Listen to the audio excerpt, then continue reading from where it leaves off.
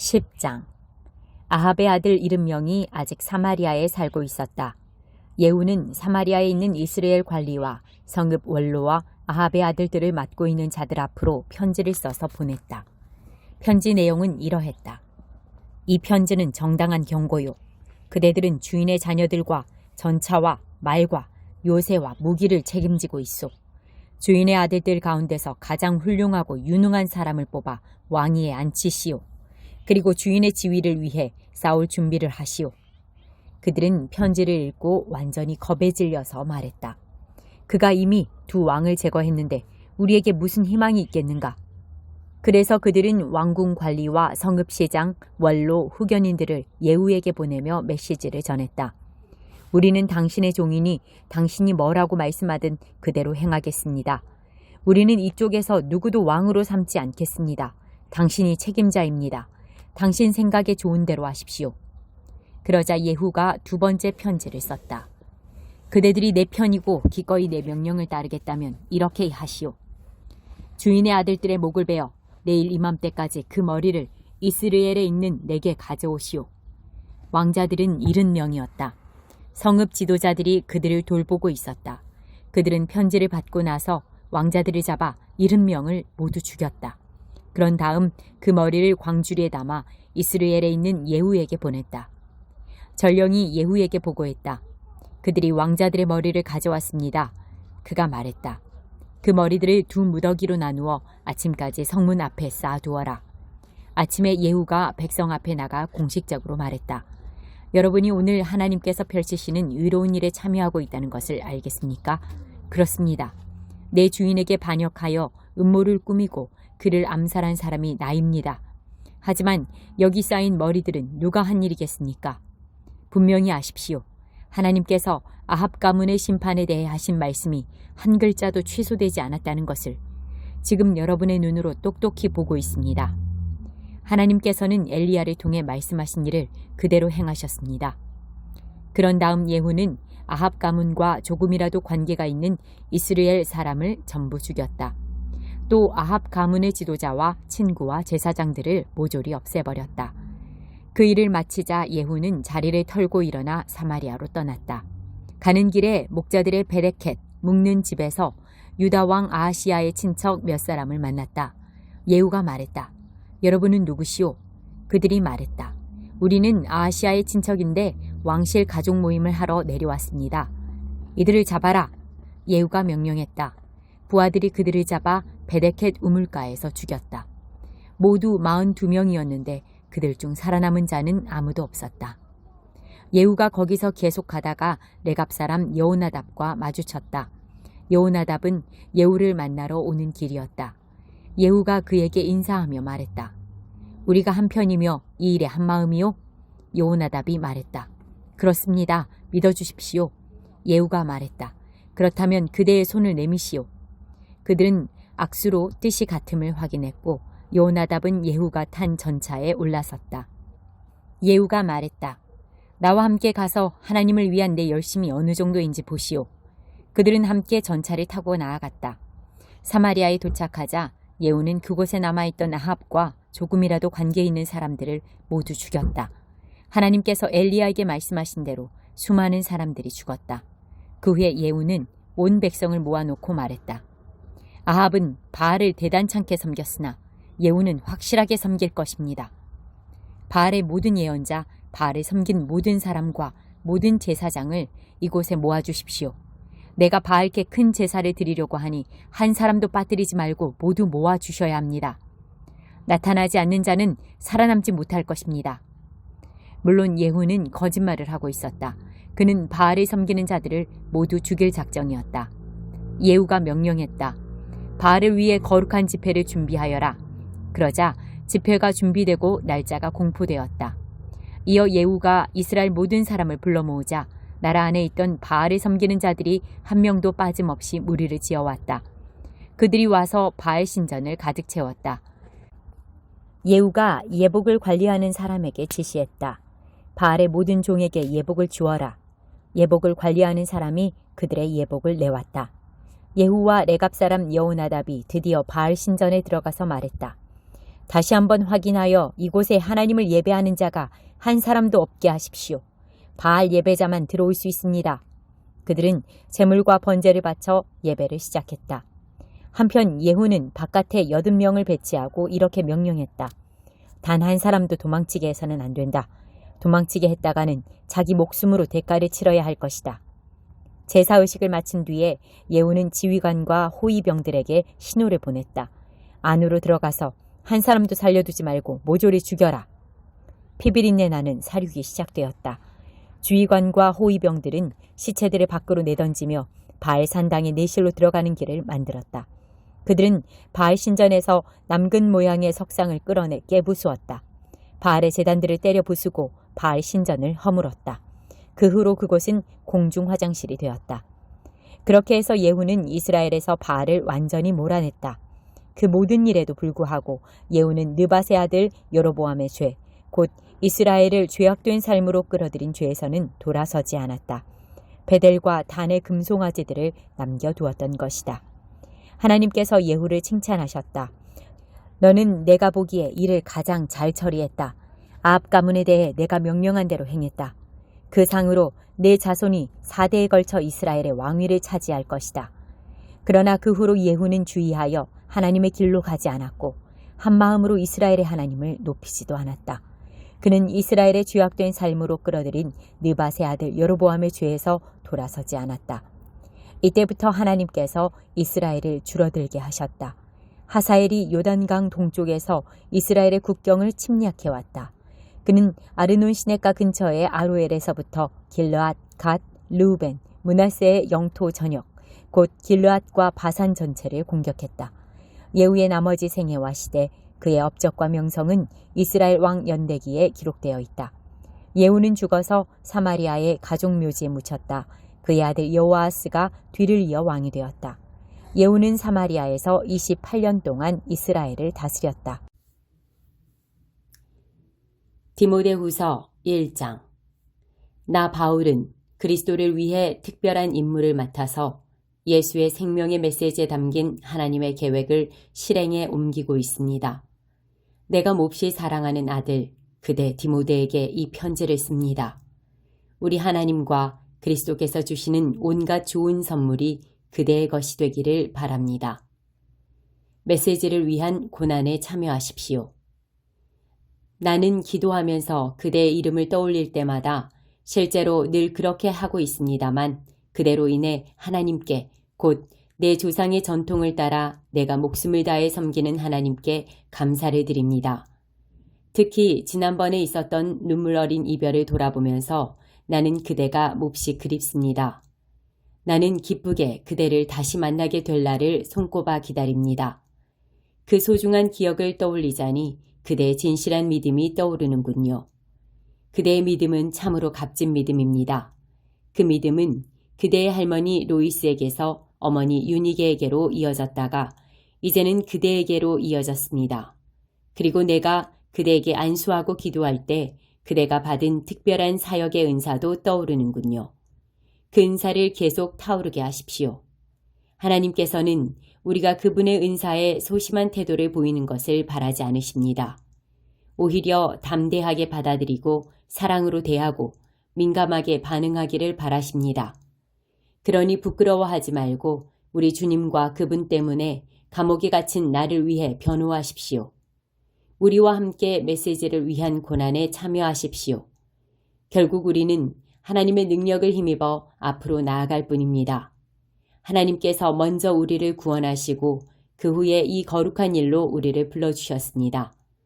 전에 우리는 이 거룩한 일과는 전혀 상관없는 사람들이었습니다. 이 일은 전적으로 그분께서 생각하신 것입니다. 우리가 아무것도 알지 못하던 오래전에 하나님이 예수 안에서 우리를 위해 예비하신 선물입니다. 그러나 이제 우리는 압니다. 우리 구주께서 나타나신 이래로 이보다 더 분명한 것은 없습니다. 그것은 죽음이 패하고 생명이 끊임없이 타오르는 빛 가운데 굳건해졌다는 사실입니다. 이 모든 것이 예수의 사역을 통해 이루어졌습니다. 이것이 내가 설교자와 특사와 교사로 세움받아 전하는 메시지입니다. 이것은 내가 겪고 있는 모든 고난의 원인이기도 합니다. 그러나 나는 후회하지 않습니다. 나는 나의 근원이신 분, 곧 내가 믿는 하나님께서 내게 맡기신 일을 끝까지 완수하도록 보살펴 주실 것을 확신합니다. 그러니 그대는 내게 들은 대로 그대의 일, 그리스도 안에 뿌리내린 믿음과 사랑을 포기하지 마십시오. 그 일은 그대가 처음 내게서 들었던 때와 마찬가지로 지금도 옳은 일입니다. 우리 안에서 일하시는 성령께서 그대에게 맡겨주신 것이니 이 귀한 것을 잘 지키십시오. 그대는 아시아에 있는 모든 사람들은 물론이고 부겔로와 허모게네마저 나를 버렸다는 것을 알고 있으리라 생각합니다. 그러나 하나님께서 오네시보로와 그의 가정에 복을 내리시기를 바랍니다. 나는 그의 집에서 기운을 얻은 적이 한두 번이 아니었습니다. 그는 내가 감옥에 갇힌 것을 조금도 부끄럽게 여기지 않았습니다.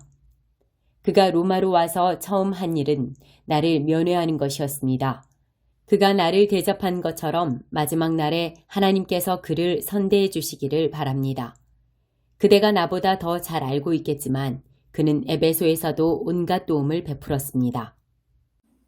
2장.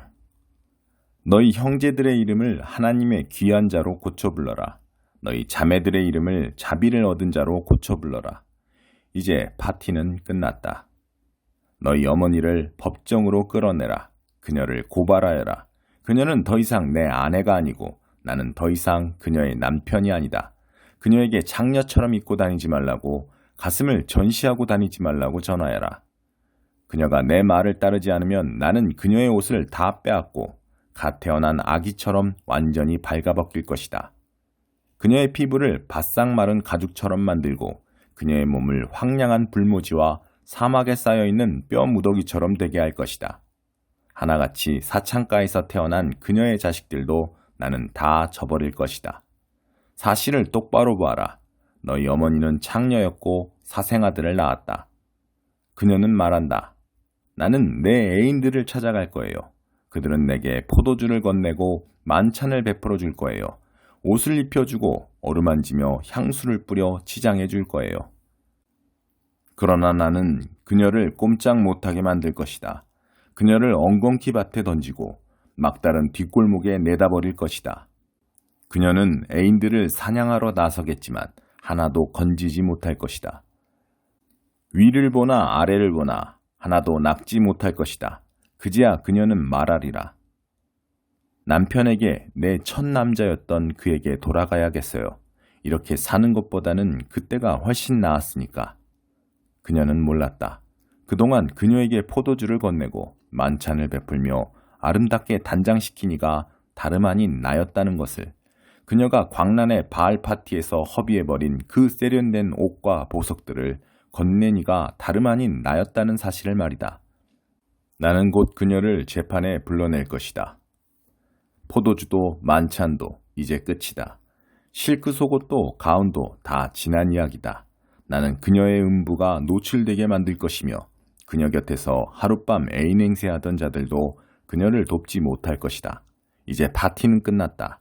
내가 다 멈추게 할 것이다. 광란의 주말, 성스러움과 거리가 먼 축제를 모두 멈추게 할 것이다. 그녀가 홧대받아 산 것들이라고 자랑하던 사치스런 정원과 화려한 분수들을 내가 다 부서뜨릴 것이다. 그것들은 들깨나 들고양이가 와서 먹을 것을 찾는 쓰레기 더미가 될 것이다. 나는 난잡한 종교에 탐닉한 그녀가 대가를 치르게 할 것이다. 유격을 쫓는 바알 숭배, 그에 따르기 마련인 그 모든 난잡한 성생활.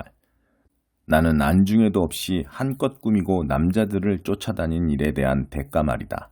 하나님의 메시지다. 이제 내가 하려는 일은 이것이다. 나는 처음부터 다시 시작하려고 한다. 그녀를 다시 광야로 데려갈 것이다. 우리가 첫 데이트를 했던 곳으로. 나는 거기서 그녀에게 구애하며 장미 꽃다발을 선물할 것이다. 비탄의 골짜기를 희망의 땅으로 바꿔 놓을 것이다. 그러면 그녀는 어린 소녀였을 적 그랬던 것처럼, 막 이집트에서 나왔을 적 그랬던 것처럼 나를 대할 것이다. 계속 이어지는 하나님의 메시지다. 그때는 내가 나를 서방님 하고 부를 것이다. 다시는 나를 주인님이라 부르지 않을 것이다. 나는 비누로 너의 입을 깨끗이 씻기고 입가에 묻은 더러운 거짓 신들의 이름을 말끔히 지워 다시는 내가 그 이름들을 속삭이지 않게 할 것이다. 또 너와 들짐승과 새와 파충류들 사이에 평화조약을 체결하고 모든 전쟁 무기를 모조리 없앨 것이다. 생각해보아라. 짐승과 악당들로부터 괴롭힘 당하지 않는 삶을. 나는 너와 결혼해 영원히 살 것이다. 영원히. 나는 사랑과 애정을 가지고 너와 정식으로 결혼할 것이다. 그렇다. 내가 너와 결혼하고 너를 떠나지 않을 것이며 내가 떠나도록 내버려 두지도 않을 것이다. 너는 참으로 내가 하나님인 것을 알게 될 것이다. 바로 그날에 내가 응답할 것이다. 이는 하나님의 메시지다.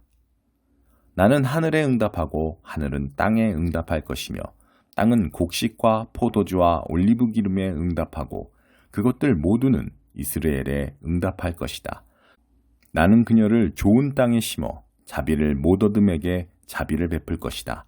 아무것도 아닌 자에게 너는 이제 내게 귀한 자라고 말해주고 그는 내게 주는 내 하나님이십니다 하고 말할 것이다. 119편. 오, 내가 주님의 모든 계시를 얼마나 사랑하는지요. 온종일 그것을 귀히 여겨 되새깁니다. 주님의 계명이 나를 원수들보다 돋보이게 하니 주님의 계명은 시대에 뒤지는 법이 없습니다. 주님의 교훈을 숙고하고 내 것으로 삼았기에 내가 스승들보다 명석해졌습니다. 주님의 말씀대로 행했을 뿐인데 내가 연로한 현자들보다 지혜롭게 되었습니다. 내가 발밑을 조심하여 악의 도랑과 패인 곳을 피하니 평생토록 주님의 말씀을 지키기 위함입니다. 주께서 정해주신 길에서 내가 벗어나지 않으니 참으로 좋은 길을 내게 주셨기 때문입니다. 주님의 말씀이 어찌나 귀하고 맛있는지 산의 진미가 부럽지 않습니다. 주님의 가르침으로 인생을 이해하게 되었으니 내가 거짓 선동을 미워합니다. 주님의 말씀, 나의 갈 바를 보여주고 그 말씀, 내 어두운 길에 한 줄기 빛을 비춥니다. 이제껏 내가 주님의 의로운 규례대로 성심껏 살아왔고 앞으로도 그 삶에서 결코 돌이키지 않겠습니다. 하나님, 내 모든 것이 산산조각 났으니 주님의 말씀으로 나를 온전히 짜맞춰 주소서. 하나님, 주님의 순전한 말씀으로 나를 꾸미시고 내게 주님의 거룩한 법도를 가르쳐 주소서. 세상 떠날 날이 아주 가까이 다가왔으나 나는 주님의 계시를 잊지 않습니다. 악인들이 나를 끌어내려고 길을 쓰지만 나는 주님의 길에서 한 발자국도 벗어나지 않습니다. 주님의 인생 교과서를 물려받았으니 그것은 영원토록 내 것, 실로 멋진 선물입니다. 그것이 있어 나는 참으로 행복합니다. 주님 말씀대로 행하는 일에 내가 온 마음을 기울이니 늘 그래왔고 앞으로도 그러할 것입니다. 나는 겉다르고 속다른 자를 미워하지만 주님의 명쾌한 계시는 사랑합니다. 주님은 나의 은밀한 피난처이시니 내가 바라는 것은 주님의 말씀이 나를 새롭게 하는 것입니다. 악인들아, 내 인생에서 사라져라. 나는 내 하나님의 계명을 지킬 것이다. 약속하신 대로 내 편이 되어 주소서. 내가 확실히 살 것입니다. 주님, 나의 원대한 소망을 저버리지 마소서. 주님이 내 곁에 계시면 나는 아무 문제 없습니다. 주께서 정해주신 삶에 충실하겠습니다. 주님의 가르침에서 멀어진 자들의 가면을 모조리 벗기소서. 예사로이 행하는 저들의 우상 숭배가 극에 달했습니다. 주께서 세상의 악인들을 쓰레기 더미처럼 버리시니 나는 주님의 모든 말씀을 즐거이 받듭니다. 내가 주님 앞에서 두려워 떱니다. 주님의 놀라우신 판결 앞에서 나는 할 말을 잃었습니다.